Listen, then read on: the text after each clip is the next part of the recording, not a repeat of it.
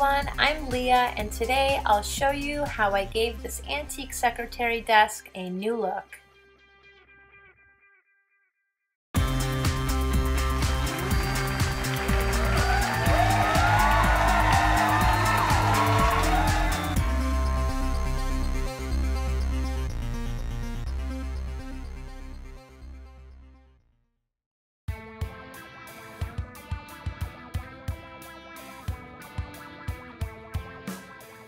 As you can see, the inside of the desk had a lot of scratches and nicks, so I used a wood filler product to fill those. I was also able to remove the shelving unit from the inside, which gives it more storage. Here I'm showing you a sped up version of me blending. I am going to break this down for you. Now, don't be intimidated by blending. It's something that's really fun, and once you get the hang of it, it really adds something special to your furniture pieces.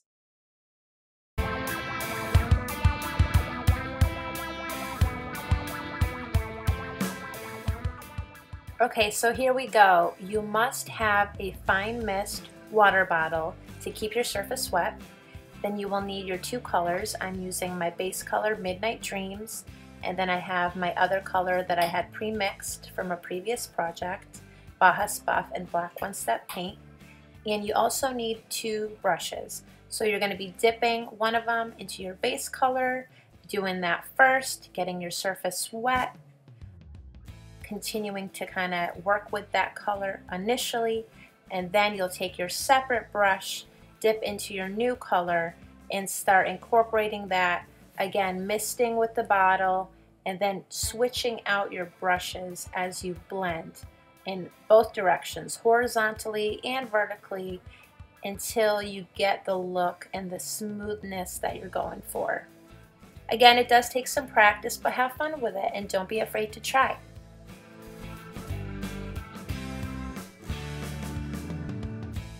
On occasion, you will need to re-dip your main paintbrush with your Midnight Dreams, your base color, and add more paint as you're blending the two colors together. You're going to continue wetting the surface, dipping more paint as required, just to get enough on there to be able to move around. And you just want to continue blending and making the transition of the two colors as even and as seamless as possible.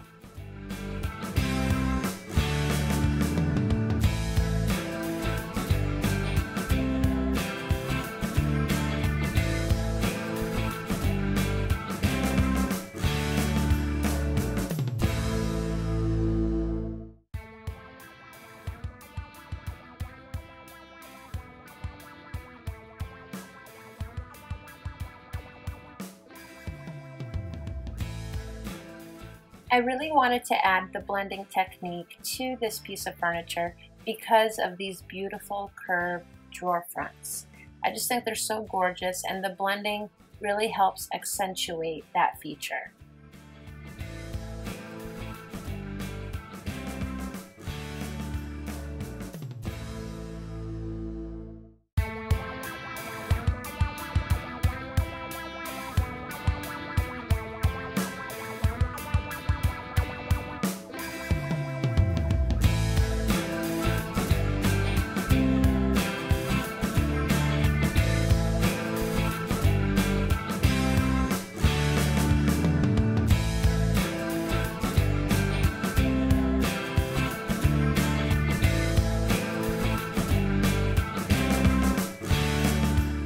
So this is how it looked once the blending was all dry.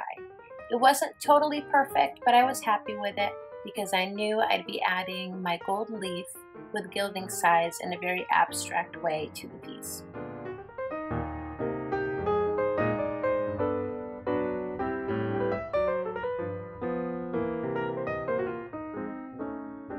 Next, I added my gilding size with an artist brush to my piece of furniture where I wanted the gold leaf. The gilding size is basically just a special adhesive for gold leaf. It goes on white and then it gets nice and clear when it comes to tack, and that's when you're ready to apply your gold leaf.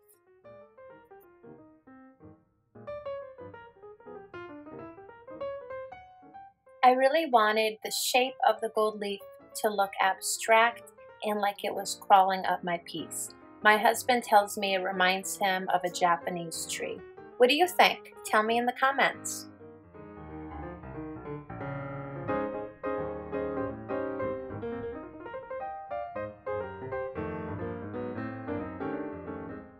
Okay, we are finally ready to apply our gold leaf. Yay!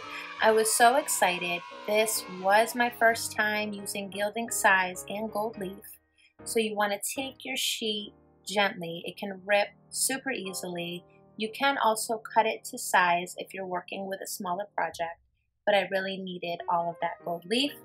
So when I apply it, you want to put some pressure with your fingers, or you could use a brush, but I just applied with my hands.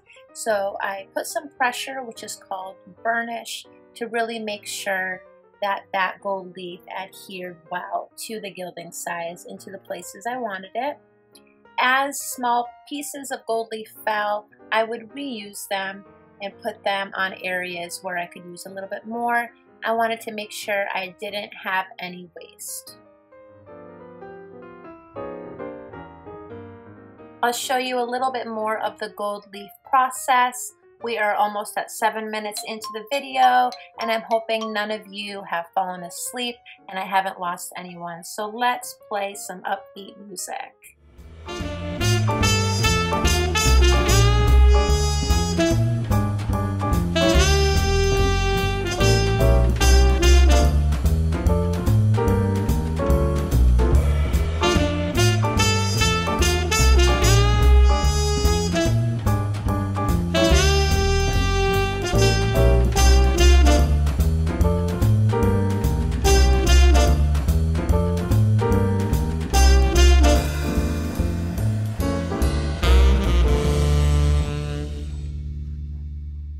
Okay, so I wanted to reuse the original hardware, and those babies needed to be gilded as well. So this was really quite a messy process, just showing you a little bit here. I didn't want it to necessarily be perfect, that every little area had to have the gold. I didn't mind if there was some speckles, which kind of gave it a little bit more interest. Super important, you want to seal your piece of furniture and the hardware. I applied 2 coats of the matte sealer on my furniture and then 1 coat on the hardware.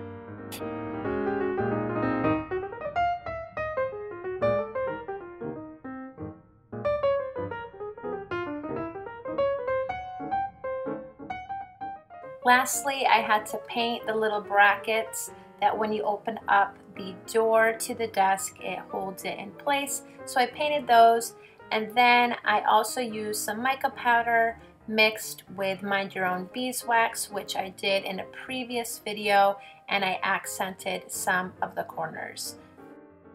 I am really proud of how this piece of furniture turned out. Tell me what you think in the comments below, and thank you for watching. Give me a like and subscribe.